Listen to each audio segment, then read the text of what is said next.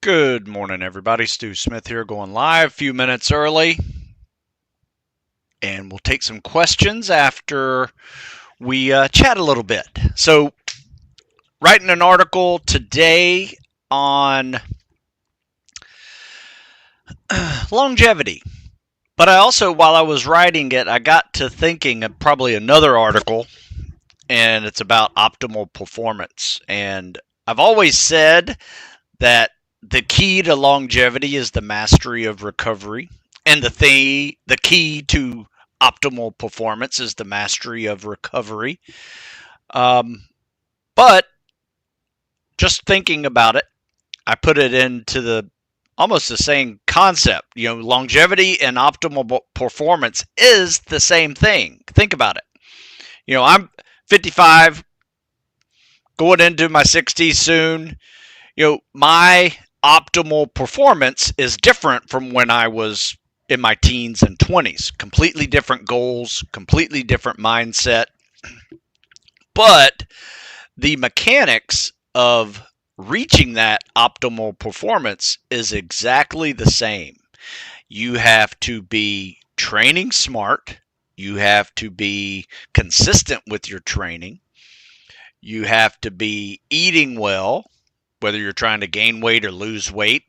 There's a method for that. You have to be eating enough for energy so you can train hard.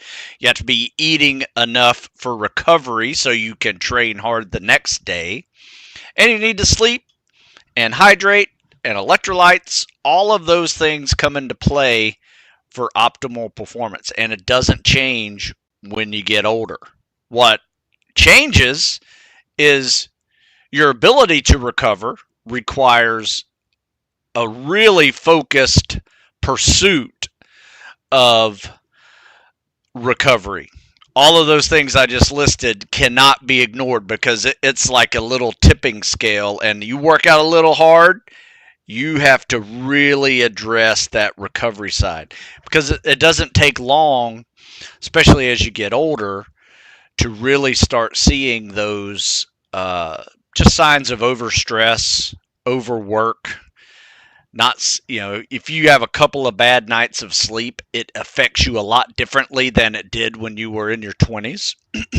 So it's the same thing. So longevity, optimal performance, same thing, just different age, different goals. And I have some common questions that I get asked about this.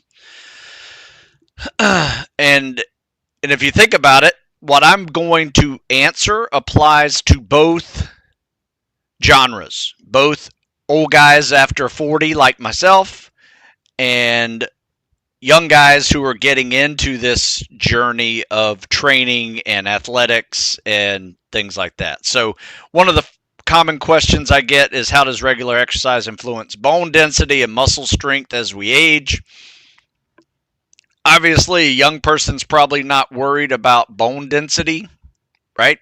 But every time you lift weights or do resistance training, your muscles get stronger. Those bones that support those muscles get stronger.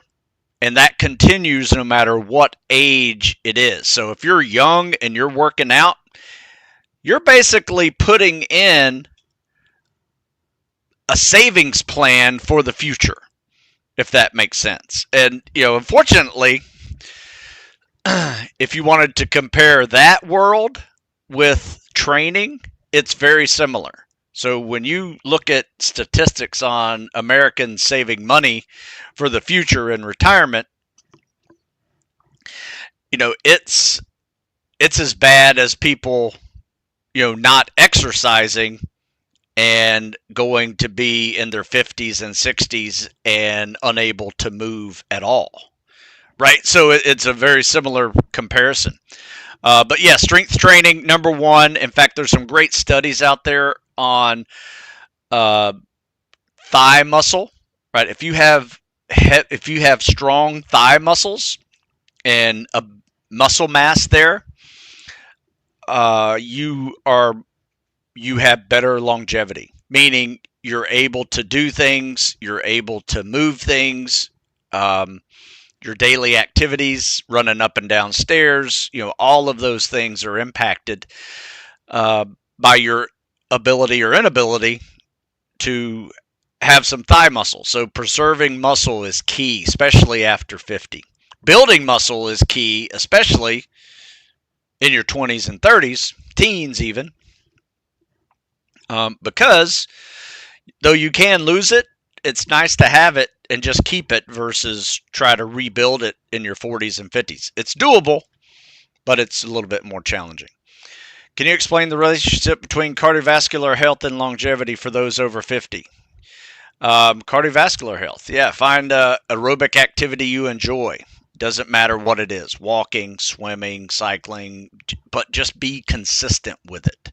So if you're trying to get good at fitness tests, or you're a young guy, or you're just trying to maintain your cardiovascular health, it's really the same thing. You just have to be consistent with it, and you may run a little faster when you're older, but as long as you're consistent with a nice steady movement and getting your heart beating and breathing a little bit heavier, you're going to get those benefits of cardiovascular health. And here's why. Here's why it matters when you're older, because the work you're doing now is going to prevent and improve, or I should say, it's going to improve your heart health. It's going to prevent things like heart disease, type 2 diabetes, or prolong it, stroke, and even some cancers. So,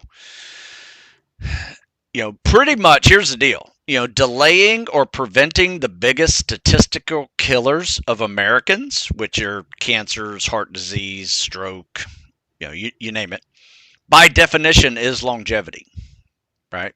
So, those are two of the common ones. You got to do your cardio, you got to do your strength training. Something else that I highly recommend is mobility days, right? As I have aged into my 50s, I have added another mobility day to my week. So, in fact, my latest program, the Ageless Athlete, Fitness Over 50, it's so new I don't even have a copy yet. It's coming in the mail, but it's selling, and yeah, we got 50 and 60-year-olders, 70-year-olders doing the Fitness Over 50. So it has a beginner, intermediate, and guys got a double mobility day in it, and every single week it's 22 weeks of training. So if you're a beginner, you can start at the beginner and work your way up. It's a good system. I've been working on it for a very long time. In fact, some of you guys who are listening may remember me sending them some test workouts just to see how you like them. And that was over a year and a half ago. So been working really hard on this one. All right. So I have more questions that are similar to that topic, but I will take some of yours if you have them. Here's one. What's the most days you would add to a training block? I'm currently at day 9 blocks: lifting, cows, swimming, running. End goal is big city SWAT.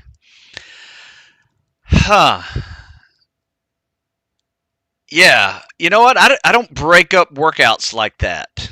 I tend to focus on elements of fitness that work well together in order to improve them faster. So, for instance, right, if you're lifting and you're also running long distance at the same time, one's got to give, right? You're not going to get good at both of them at the same time unless you arrange it properly, where you focus on your lifting primarily and your running is secondary. Not hard. You're not trying to improve it. You're just trying to maintain it. That's different. You drop the mileage a little bit, just maintain it. Same for calisthenics and cardio. If you're trying to get good at higher rep calisthenics, but you're also lifting, sometimes that doesn't work well for you. For most people who are trying to get good at both, warming up with calisthenics, lifting, focus on your lifting, cool down with cardio, that's an option for you. But What you do in the middle is what you're primarily focused on improving. The top and the bottom are what you're trying to maintain. That's how I kind of break up the cycles. So we have like a spring and summer cals and cardio, which is muscle stamina and endurance cycle. And then in the fall and winter, we focus on speed and agility and strength and power over muscle stamina and endurance. Now we're still running. We're still doing calisthenics to warm up. We're doing running to cool down. Some of our runs are track days where, like today, we took an easy jog over to the track. Takes about a mile to get there. Run the track with goal pace stuff. So we're focusing on our short mile and a half timed runs. Quarter milers at 90-second pace or faster. Rest with some, abs or push-ups, squats if it's a leg day. And then we do a workout of 100-meter sprints. That's fun on the turf. Mix in some squats or push-ups in between just to challenge your aerobic system a little bit, anaerobic system.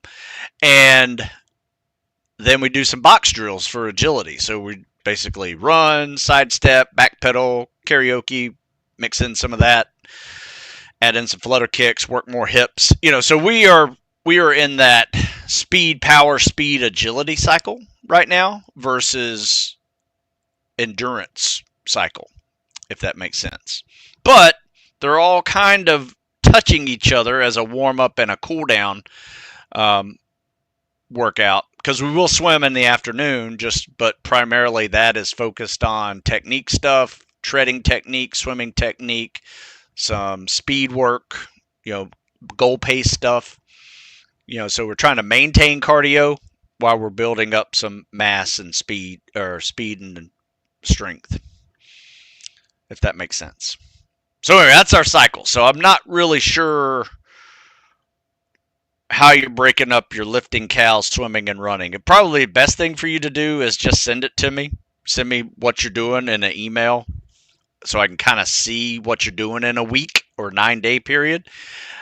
And I can give you a little bit more detailed answer on that versus I see how you do it. I don't understand it. Here's how I do it answer, which I just gave. Let's see.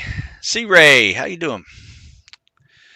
Joey and Linda over there. A bunch of people over here on Instagram. So if you're over here on Instagram, I always post these over on YouTube as well. In fact, I'm going live over on YouTube and Facebook right now. So my Facebook page, YouTube, and Instagram all going live at the same time. But they're only temporarily over here on Instagram going live. But if you miss any of this and you want to see it, it's up on YouTube forever. So you can see the live Q&As that we do. Let's see here. What's your seasonal cycle workout book suited for? I see you follow a seasonal fitness with Heroes of Tomorrow. Then what about the Buds books you have? Yeah.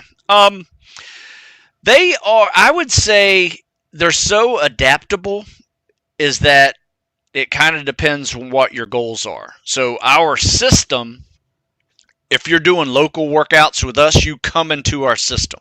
So we have Army guys and Marine Corps and SEAL candidates and Coast Guard candidates, you name it, SWAT team guys, firefighters. Everybody's a little bit different. So we're just on a system.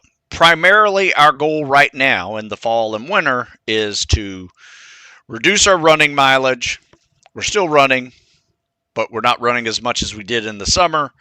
Reduce our reps, adding weight vests, things like that to decrease our reps, adding weights, and we're increasing our strength. So that's our focus right now. Now, it really kind of depends on where you're going because we can add more reps, we can add more mileage, we can add swimming in a separate workout. So for those doing diver, SEAL, SWIC that need to do a lot of swimming, we add swimming in a separate workout. So not everybody has to go to that. So the thing about it is everything's scalable. If because I coach it, so I am kind of playing with all the different chess pieces. Some people might need help with pull-ups, so we add a TRX row in there, right? Some people might be doing jumping pull-ups, so not everybody's on the same fitness level, but we adjust it. But these cycles, are generic programs that are very advanced. Like any one of these, like this is my fall winter cycle. This is another fall winter cycle.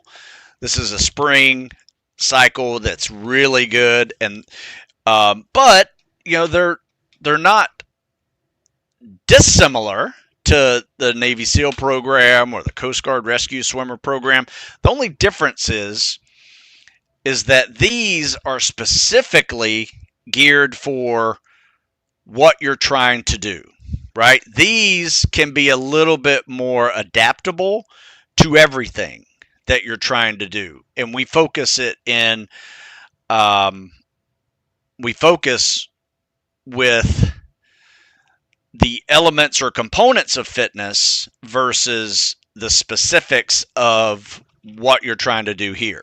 So it's a little bit different, but depending on the person, we can get specific with that particular workout. Like somebody just asked, how do I train for land po, which is just a stupid nickname for land portage, running with a boat on your head or running with a boat on your side, holding it in your hands.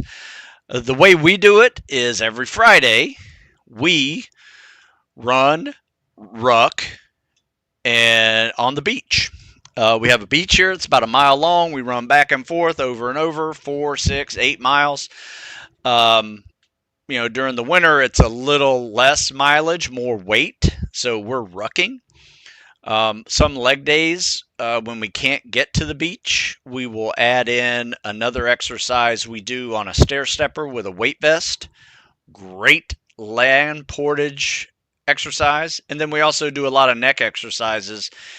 Any day at the end of a workout, we're doing what we call 6-minute necks, where you just lay on your back, up and down for a minute, side to side for a minute, yes and no, or I guess no for a minute, and then you flip over on your belly, do the same thing. Some guys will wrap bands around a pull-up bar, put it around the back of their head, and work their head side to side, front and back. So many different ways to prepare your neck for load bearing, which you should do. And then your body as well. And I think rucking on a beach is one great way to do it, because you're going to be in soft sand with weight. And if you don't have that, find hills, run and ruck up and down hills. If you don't have hills, find a stair stepper. If you can't find a stair stepper, find stairs and just go up and down them. So, somebody asked, Buds doesn't have any rucking until third phase onwards, as far as I know. You're correct. Is rucking an emphasis in your Buds programs? No, but it is as part of preparing your legs for what we just talked about. Land portage, right? Running in soft sand, load bearing in soft sand, because you're going to be doing that with logs, you're going to be doing it with boats, you're going to be doing it with people. So rucking is actually a very useful tool to just get a little stronger and more durable under loads. And if you have soft sand, even better. If you don't have soft sand, like I said, you find hills. Where I lived, we didn't have soft sand, even though I lived in the middle of Florida. But when I was training, I had a friend whose dad had a farm, and they had just plowed the field. And I asked him if I could just run the outside perimeter of his field, which is a huge field. I mean, it's like, one lap was over 3/4 of a mile. And so I just ran laps on his field on the outside where he wasn't planting. And it was awesome. So you do what you can. And then I would ride my bike out to this river in the summer, where during the summer it was a dried up riverbed, and I'd just run on the soft sand on this riverbed for as long as I could. All right, so you do what you can. But rucking is a good way to build up some durability. I'm a big fan of it. I hate it, but it's a good way to prepare. Should I cut weight if I'm 5'10", 210 pounds? Yeah, I would. Um, Especially if that's chunky weight, right? If it's all muscle, probably still wouldn't be a bad thing to drop some muscle mass, just because it's going to make things like the obstacle course easier for you, 4-mile runs easier for you. It's going to make treading water easier for you, especially if you're lean at 210. If you're chunky at 210, treading's easy because you're not even treading, you're really just floating. But it's going to make drown proofing really difficult because you got to sink. That means you got to exhale everything in order to get down there. And if you're positively buoyant, that makes it tough too. So body composition does matter. My advice is try to be neutrally buoyant, and it's perfect. If you're too negative, it makes treading really hard. If you're too positive, it makes bottom bouncing really hard. And holding your breath underwater, tying knots, you just keep floating up. So body composition does matter.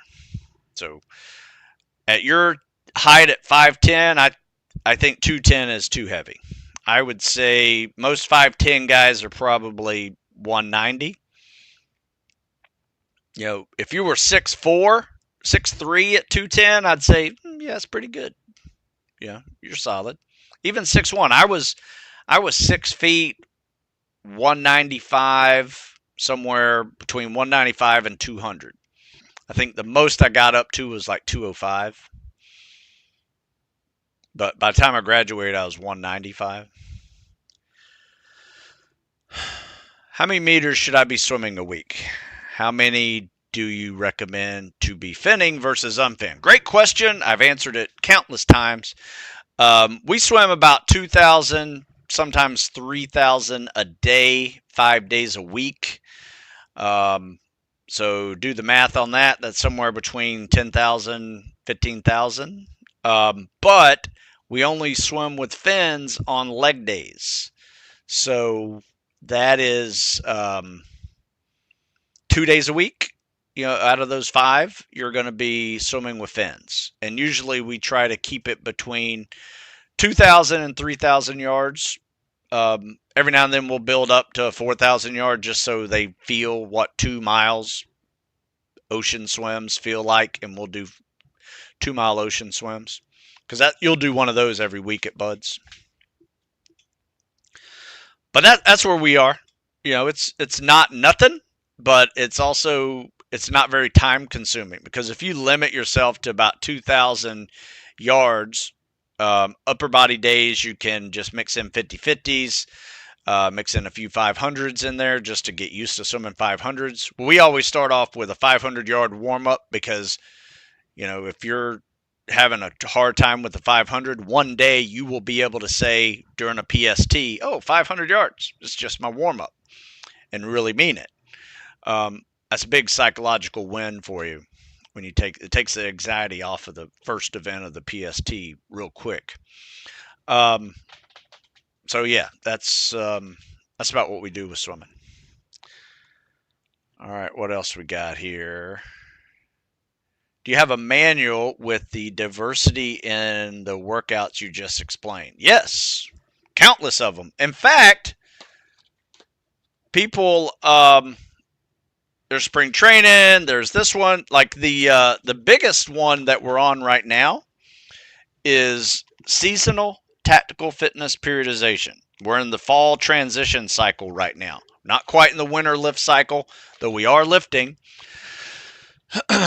We're in that transition to lifting. So we're progressing, practicing some technique stuff. Right now, nothing's over body weight, just doing some basic lifts and focusing on technique. But yeah, the seasonal tactical fitness periodization cycles, like this is the spring version of that. There's 4 of them. You can kind of see seasonal tactical fitness periodization, that's spring and fall. I don't think I have a summer or winter here. But I have a lot of books. And somebody asked me just the other day, what are you doing for Black Friday deals? And I got to thinking, I have this live 15% off deal going all the time. Do I want to do more of that? Be honest with you, I really don't. But I've decided to do this. Instead of have a Black Friday sale, I'm doing a Black Friday giveaway. Not selling anything. So I have like probably another 50 books like this. So I'm just going to be giving away books, and I'll give them away in a variety of ways. I'll give them away during these lives. I'll give them away today and tomorrow. I'll actually give some away. I might give it away to the best question of the day. I might say, hey, if you want this book, type in, I want this book, right? Don't do that yet because it's a race. It pays to be a winner. I'll send some newsletters out. I'll post up on Instagram and YouTube, just say, hey, send me a question, you get a free book, right? Or something like that. Tell me which book you want, and I'll make a list of all the different books I have. So I'm doing a giveaway for Black Friday, not doing a sale. Because I got a lot of books that are just taking up space, to be honest with you, and I'm just going to get rid of them. So that's what I'm doing for Black Friday. All right, where are we here? Looks like I answered all these questions. All right, good. All right. Hey, Steve, it's Stu, S-T-E-W. That's all right, though. A lot of people do that. Going to U.S. Coast Guard Helicopter Rescue Swimmer School in January. Any advice for the chaos and water confidence coming my way? Thanks for your time. Love the channel. My advice is get a buddy, and who, if you can, wants to do this with you. Do workouts together. It's really helpful. You can at least rescue somebody to get to the other end. There's a lot of drills in this program. Whether it is, you're going to be in the water every day doing stuff. You're doing a lot of swim PTs, swim 100 yards, hop out and do push-ups and flutter kicks, wear a mask, filled with water, a whole bunch of pool deck PT in here all the time, bear crawls on the pool deck. Yeah, it's a good one. I will say this, though. Some guys have gone on with this one and gave themselves a little bit of time, and they're like, you know what? I think I'm ready for something else, and they went on to do Navy SEAL prep, which is very similar because there's some sections in first and second phase of BUDS where there's some very aggressive pool workouts that you need to prepare for as well. Let's see. Any questions? Looks like I got all the questions over here. And all the questions over here. If you've got questions, send them. Happy to answer them. I do have another question here regarding older folks. But remember, if you're just signing on and you didn't hear the beginning of this video, we're talking about longevity and optimal performance being the same thing, just different age and goals, right? Because I would look at my longevity as my optimal performance at age 55. What does that look like? To me, it means a lot of things. I still work out, I still run, I swim, I lift, I do calisthenics, do obstacle courses, speed and agility drills, right? So it's very similar to what I did when I was 20, but in honesty, I'm a little slower on the sprints. Agility's a little less agile. But still moving, right?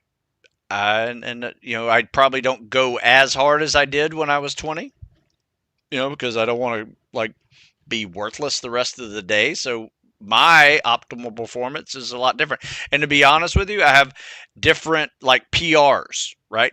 Some of my PRs are my cholesterol numbers and my triglycerides when I go to the doctor every year, and high blood, blood pressure, where is that? Are those all in the healthy range? That's another way to PR and focus on optimal performance slash longevity when you're my age. So, another question. What dietary changes should older adults consider supporting their fitness journey? Um, I would give this same advice to somebody who is, a beginner, 18 years old, and has never worked out before. Um, Prioritize whole foods that are rich in nutrients, good flavors, even. Add fruits, vegetables, lean proteins, whole grains for your meals. Aim for balanced plates to nourish the body, support health goals. Avoid ultra processed foods. That's the big one. If it's in a box, look for another option, right? If it's growing on a vine, it's probably better for you, right? Shop more in the produce and meat department than in the aisles. Also, avoid overeating. Unless you're underweight, you need to, and you're trying to gain weight, need to be big. If you need to be big, you need to eat big and lift big. Only problem is if you do that for years and you're like a big guy who has to like stay heavy in football, sometimes those eating habits never leave you, and you're always 15 to 100 pounds overweight after you finish your athletics because you never learned how to eat small. That's a big problem with a lot of post power football type players. Avoid overeating. 5 pounds added each year can be 50 pounds added heavier in the end of a decade, and that's a death sentence to someone my age. To just be 50 pounds heavier, blood numbers turn to crap. Could still live for another 10, 15, 20 years even, but it's just miserable. So makes it difficult to move even. Here's a good question. So following you for about 20 years now, I appreciate that. I will say, I have grown with you guys, right? I started this journey at about 30 years old, so about 25 years now. I've been working out and writing about it and have grown with you guys. When I was in my mid 40s, I created the series for 40 and over. And I'm now in my mid 50s. I created the series or book for 50 and over. Might be a series. I'm not sure yet. We'll see. One of the first books has changed my way of facing not only physical issues, but also personal ones. Thank you, sir. I appreciate the note there. And it was funny because in my 40s, I realized, holy crap, there are people that's been with me since, almost 15, 20 years now. Right. And I realized I also need to create new programming for people that have been with me for this long, because you do get banged up and you want to be able to still do things. All right, let's see. A couple more questions. Let's see. I've been running about 10 to 14 miles a week, all of which are very intense, high heart rate. I've seen great success, minus 2 minutes on mile and a half. Should I keep training like this or add in zone 2 runs? I think zone 2 runs are a great idea, especially if if you feel like you need to add to your aerobic base. But if 10 to 14 miles is where you should be right now, I probably wouldn't add another 8 to 10 miles of zone 2 to your week, not just yet. Maybe progress with the zone 2 a little bit, or maybe do a 50-50 split with zone 2 stuff. And what I mean by that is maybe bike for 20 minutes and zone 2 for 20 minutes, and you get 40 minutes of cardio. That's a good way to get all the cardio zone 2 with half the impact. So it really kind of depends on what your body can handle right now. And I wouldn't like double your mileage per week by adding a lot of zone 2 in there. As with any progression, progress about 15% a week. And that's going to be logical enough for you to be able to handle without getting injured. So, can you replace some of those intense miles with zone 2? You could. But my advice would be just keep doing them fast and at goal pace, not necessarily sprints, but goal pace, and try to make your goal pace less of a heart rate issue. Zone 2 does help with that. But also does swimming and biking and other aerobic activities. So mix it up. It's kind of up to you, though. It's a good question. There's a lot of answers to that question. Some people would say yes, add zone 2. Some people would say, well, it depends. I'm kind of in that camp.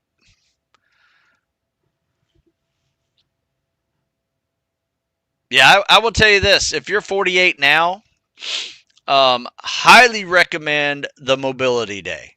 Right? If you haven't seen the mobility day yet, it is life-changing. I started doing it at 45, and at 45, I thought I was done running. My hips hurt so bad, just wasn't feeling right. Felt like I was bleeding every time I ran in my hips. Right? It was just rough. And so I took about a month off of running, started trying to figure out yoga and spinning, and then I just got bored with yoga, got bored with spinning, and I created a baby between the two of them.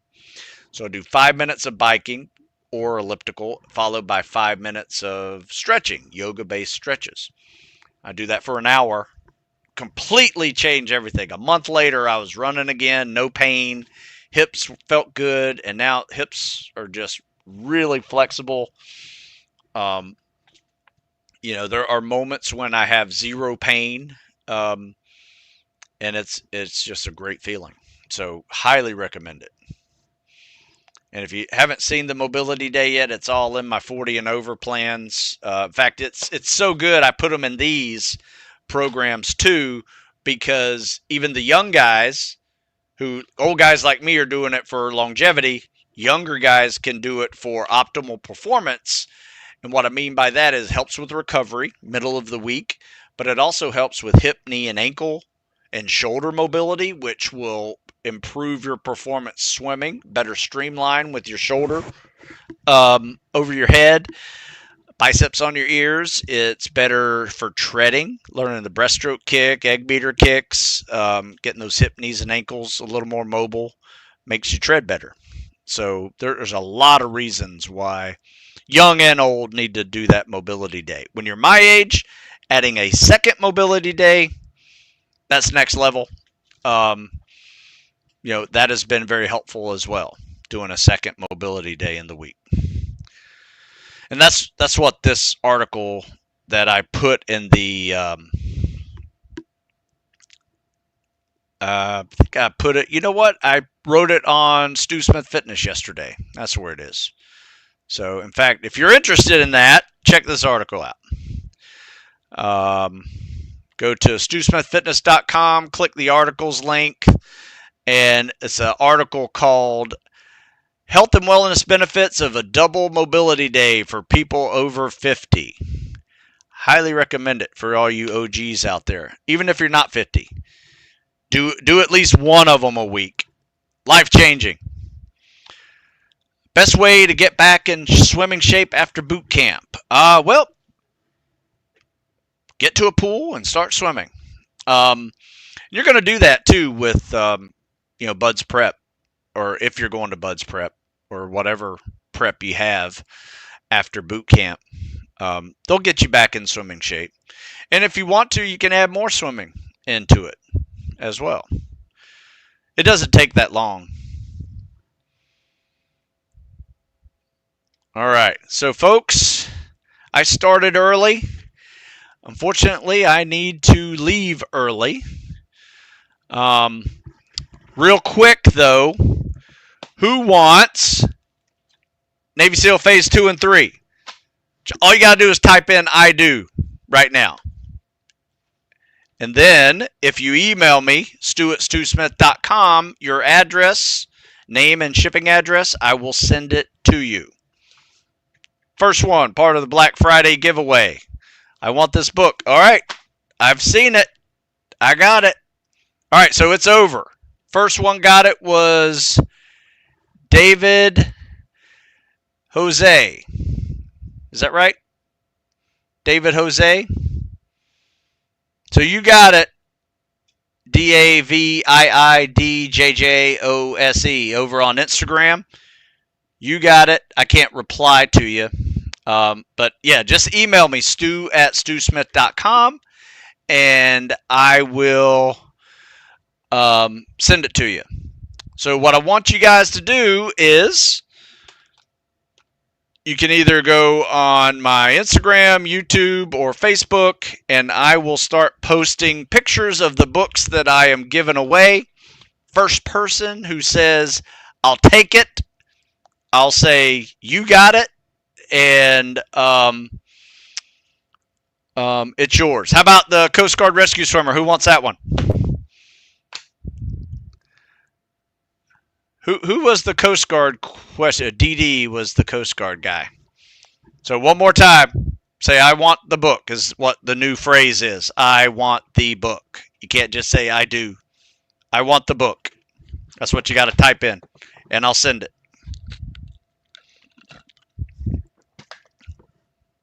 Where are you?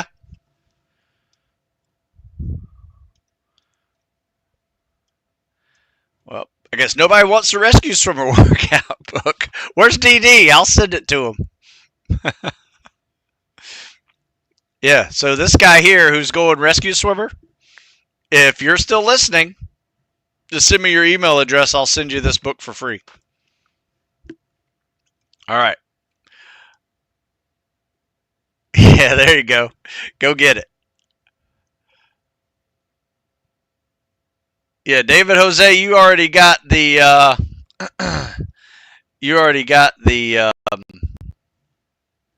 this book, Navy SEAL Phase 2-3. Coast Guard is going to DD, I guess. I'll text him later or respond to his thing. I'll do one more right now. You get one more. Are you ready to type in this phrase? All right, where are you? All right, here we go. One more. Type in PJ Book. PJ Book. And it's yours. First person PJ Book.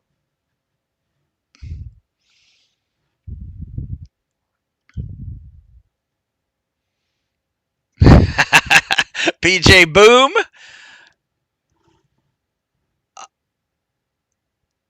You know what? I'm going to go with attention to detail here because PJ Book is not the same as PJ Boom. Sorry, Notorious DMP, but Levi over here on Instagram had the proper PJ Book typed in. But I tell you what.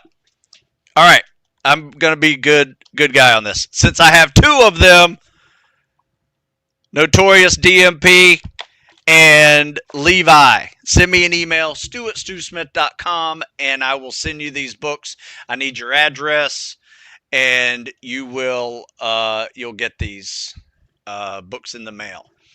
All right, so real quick, if I missed your question, I apologize. You can email me. Here's my email address, stu@stewsmith.com on this bottom ticker down here. Check out Stu Smith Fitness. You still get Live 15, save 15% on books and ebooks over at stewsmithfitness.com. If you don't get a free one, that's okay. But I appreciate you playing the game with me. It should be fun for the next few days to give away these books. And I will get them in the mail to you ASAP. You just send me your name and address, and I will mail them to you this week. All right, folks, have a good week, and I will see you guys tomorrow, and we'll do this again and do a live Q&A with some CSS critiques tomorrow. So until tomorrow, we'll see you later. Have a good one.